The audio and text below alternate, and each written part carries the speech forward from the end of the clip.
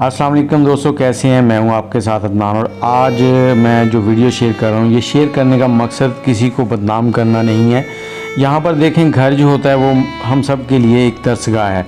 जब घर के अंदर ऐसे काम होंगे तो फिर कौन ज़िम्मेदार है। ये जो सामने दो लोग नज़र आ रहे हैं, ये कोई मियाँ बीवी नहीं है, ये बहन भाई हैं। अब इनके मिलने का अंदाज़ देख लें कैसा है।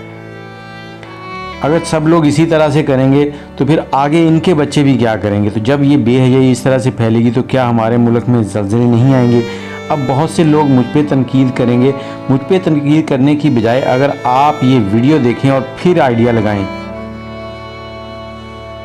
कि कैसे ये लोग बेहयाई दिखा रहे हैं। मुझे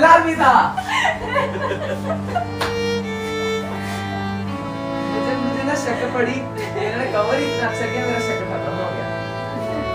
कवर कैसे कहते सर, आप आ गई। अब जिस तरह से ये दोनों मिल रहे हैं, इस तरह से तो मियाँ बीवी भी नहीं मिलते माँ बाप के सामने। तो पता नहीं ये कौन सी दुनिया में रहते हैं। वीडियो पोस्ट करने का हरगिज़ मतलब किसी की दिल आज़ारी नहीं है, बस बच्चों को अच्छी चीज़ सिखाएं। अल्लाह हाफिज़।